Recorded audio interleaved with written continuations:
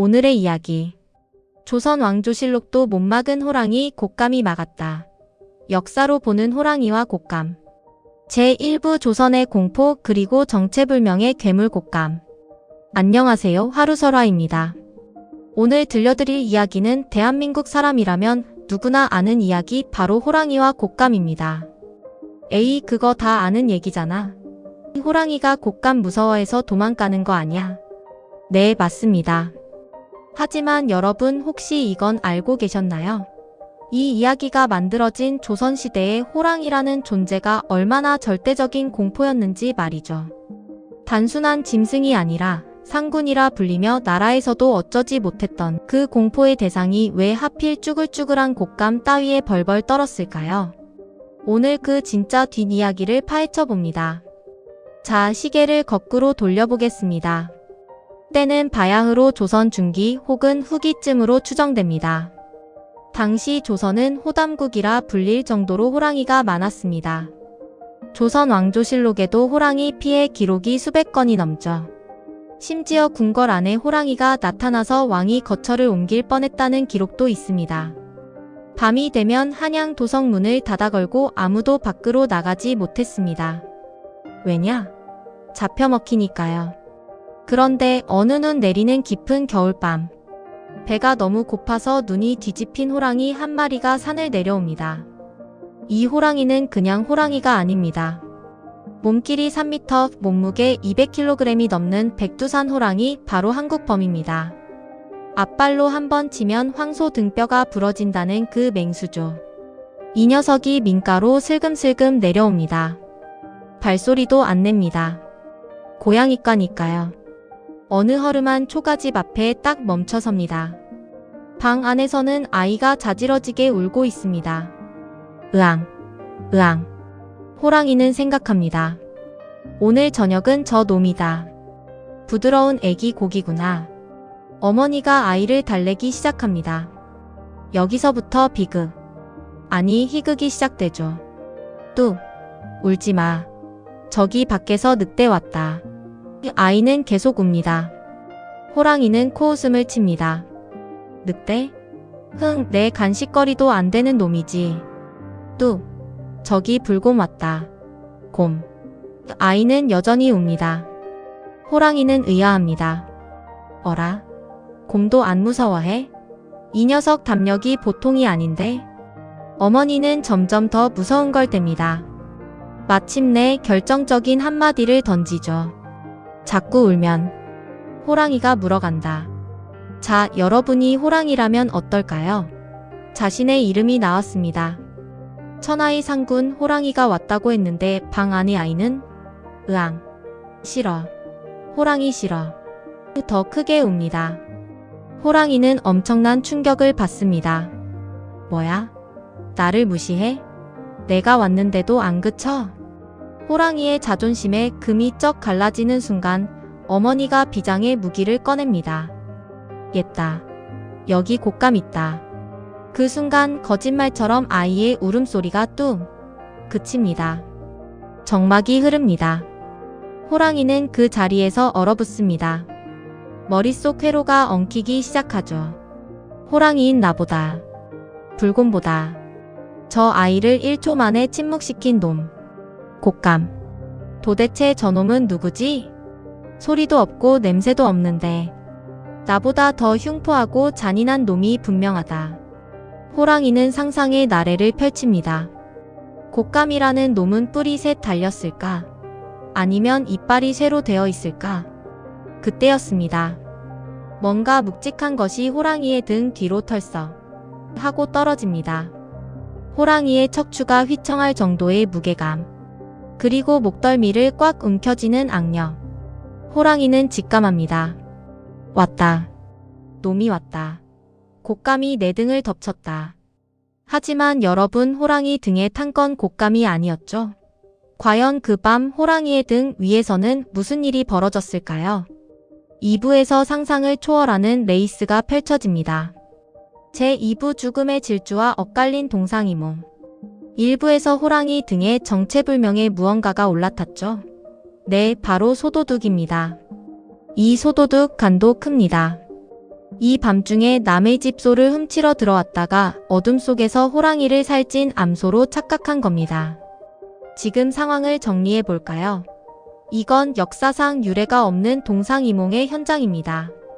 호랑이는 지금 패닉 상태입니다. 이 곶감이란 놈이 내 등골을 빼먹으려고 올라탔구나. 살아야 한다. 무조건 달려야 한다. 호랑이가 달리기 시작합니다. 여러분, 호랑이가 전력 질주하면 시속 60km에서 최대 80km가 나옵니다. 비포장 산길을 그 눈 덮인 미끄러운 길을 시속 80km로 달리는 겁니다. 지금의 롤러코스터? 저리 가라입니다. 소도둑의 입장을 볼까요? 처음엔 소가 좀 날래네? 싶었을 겁니다. 그런데 이 소가 갑자기 미친 듯이 뜁니다. 담벼락을 훌쩍 넘고 바위를 타고 넘습니다. 소도둑은 생각합니다. 이거 소가 아닌가? 아차, 잘못 걸렸다. 하지만 지금 내리면 즉사입니다. 뼈도 못 추립니다. 그래서 소도둑은 호랑이 목을 죽기 살기로 끌어안습니다. 호랑이 입장에선 어떻습니까? 으악, 이 곶감 놈이 내 숨통을 끊으려고 조여온다. 더 빨리 달립니다. 충청도에서 시작해서 경상도 고개까지 넘었을지도 모릅니다. 추풍령 고개쯤은 단숨에 넘었겠죠. 여기서 잠깐, 실제로 이런 일이 가능할까요? 옛 문헌을 보면 호랑이가 사람을 물고 담을 넘었다는 기록은 많지만 사람을 태우고 달렸다는 기록은 당연히 설화뿐입니다. 하지만 당시 민초들의 삶을 생각해 봅시다. 소도둑이 될 수밖에 없었던 배고픔. 호랑이가 무서워도 밤길을 나서야 했던 절박함. 이 설화 속의 도둑은 어쩌면 가장 평범하고 불쌍한 우리의 조상일지도 모릅니다. 그는 호랑이 털을 움켜쥐며 무슨 생각을 했을까요? 제발 살려만 주시면 착하게 살겠습니다. 빌었을까요? 아니면 이놈의 소 팔면 쌀이 몇 섬인데 하며 욕심을 부렸을까요? 호랑이도 불쌍하긴 매한가지입니다. 산중의 왕이 실체도 없는 말 한마디에 겁을 먹고 밤새도록 뺑뺑이를 돌고 있으니까요. 이건 권력자에 대한 풍자이기도 합니다. 백성들은 호랑이가 무서워 벌벌 떨지만 알고 보면 그 권력자들도 자신보다 더 센 무언가에는 꼼짝 못하는 바보들이라는 걸 비꼬는 거죠. 그렇게 밤새도록 산 넘고 물 건너 새벽동이 트기 시작합니다. 어슴푸레하게 날이 밝아오자 도둑은 아래를 내려다봅니다. 그리고 기절초풍을 합니다. 자기가 밤새 껴안고 부비던 게 누렁소 가죽이 아니라 화려한 줄무늬의 호랑이 가죽이었던 겁니다. 히, 호랑이. 도둑은 이제 살 궁리를 해야 합니다. 마침 눈앞에 늙은 고목나무 하나가 보입니다. 가지가 길게 뻗어 있습니다. 타이밍은 단 한 번. 지금 놓치면 호랑이 굴까지 끌려가서 간식이 될 판입니다. 도둑은 호랑이가 나무 밑을 지나는 순간 두 팔을 뻗어 나뭇가지를 낚아챕니다. 으라차차. 호랑이의 등에서 무게가 쑥 빠져나갑니다. 호랑이는 갑자기 몸이 가벼워지자 생각합니다. 휴, 곶감놈이 이제야 배가 불렀나 보구나. 날 놔줬어. 뒤도 안 돌아보고 꽁무니가 빠져라 도망칩니다. 그런데 여기서 끝이 아닙니다. 나무에 매달린 도둑 안도의 한숨을 쉬려는데 나무 아래 뚫려있는 구멍에서 뭔가 시커먼 게 고개를 쑥 내밉니다. 이건 또 무슨 운명의 장난일까요? 호랑이 피하려다 더한 놈을 만난 건 아닐까요? 마지막 3부에서 그 충격적인 결말이 공개됩니다. 제3부 곰의 꿀밤 그리고 전설의 탄생. 나무에 대롱대롱 매달린 도둑. 호랑이는 도망갔고 이제 살았다 싶었는데 나무 밑동에 큰 구멍이 하나 있습니다. 거기서 부스스 일어난 건 바로 곰이었습니다. 겨울잠 자다가 시끄러워서 깬 곰입니다. 도둑은 힘이 빠져서 툭 떨어집니다. 하필이면 곰 앞으로 떨어졌죠.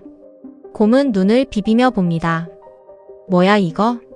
도둑은 너무 놀라서 기지를 발휘합니다. 곰의 급소를 걷어차거나 죽은 척을 하거나 아니면 곰도 호랑이 냄새가 잔뜩 묻은 도둑을 보고 호랑이 형님 냄새가 나는데? 하고 피했을 수도 있습니다. 하지만 도둑의 선택은 뒤도 안 돌아보고 곰을 따돌리고 걸음아 나 살려라 집으로 도망치는 거였습니다. 그날 이후로 도둑질은 딱 끊었다고 합니다. 밤새 호랑이 등을 타고 다니며 저승 구경을 했으니까요. 자, 도망친 호랑이는 어떻게 됐을까요? 숨을 헐떡이며 깊은 산속 동굴로 들어갑니다. 거기서 동료 호랑이를 만납니다. 어이 김씨 왜 그렇게 혼이 나갔어? 말도 마라. 내가 오늘 곶감이란 놈하고 맞짱을 떴는데 그놈 등살에 아주 뼈가 삭는 줄 알았다. 너도 곶감 조심해라. 그놈은 등을 타고 다닌다. 그래서 호랑이들이 곶감만 보면 도망간다는 소문이 퍼졌다고 하죠. 실제로 경상북도 상주 아시죠? 대한민국 곶감의 고장입니다. 상주에는 호랑이보다 무서운 곶감이라는 테마로 다양한 이야기 축제나 조형물들이 있습니다. 상주에 가보시면 호랑이와 곶감 공원이라는 곳이 실제로 있습니다. 거기 가면 호랑이 조형물이 아주 익살스럽게 만들어져 있죠. 우리의 예시야기가 그냥 말로만 전해지는 게 아니라 지역의 문화가 되고 관광지가 된 살아있는 증거입니다. 이 이야기를 어른의 시선으로 다시 볼까요? 어머니는 가난해서 줄 것이 없었습니다. 우는 아이에게 줄 수 있는 건 겨우겨우 아껴둔 곶감 하나뿐이었습니다. 그 곶감 하나가 아이의 울음을 그치게 하고 결과적으로 호랑이로부터 가족을 지켜냈습니다. 어쩌면 곶감은 가난하고 힘없는 백성들이 지닌 작지만 매운 지혜를 상징하는 게 아닐까요? 힘센 호랑이가 닥쳐와도 우연과 기지 그리고 곶감 하나 같은 작은 희망으로 위기를 넘기며 살아왔던 우리 조상들의 낙관적인 인생관. 호랑이 굴에 들어가도 정신만 차리면 산다는 속담처럼 호랑이 등을 타고도 살아 돌아온 도둑처럼 말이죠. 오늘 하루설화 호랑이와 곶감 편 어떠셨나요? 단순히 웃긴 이야기인 줄 알았는데 그 속에 조선의 역사와 민초들의 애환이 숨어 있었습니다. 다음에 곶감을 드실 때는 한 번쯤 생각해 보세요. 아, 이 쭈글쭈글한 게 호랑이도 이긴 녀석이지. 하고요. 오늘 밤 여러분의 등 뒤에는 무엇이 엎여 있나요? 혹시 삶의 무게라는 곶감이 타고 있진 않나요? 하지만 걱정 마세요. 호랑이도 떨쳐내고 도둑도 살아남았습니다. 우리도 결국은 웃으며 그 무게를 내려놓을 날이 올 겁니다. 지금까지 하루설화였습니다. 다음에는 더욱 재미있는 이야기로 찾아뵙겠습니다. 구독과 좋아요는 곶감보다 달콤합니다. 감사합니다.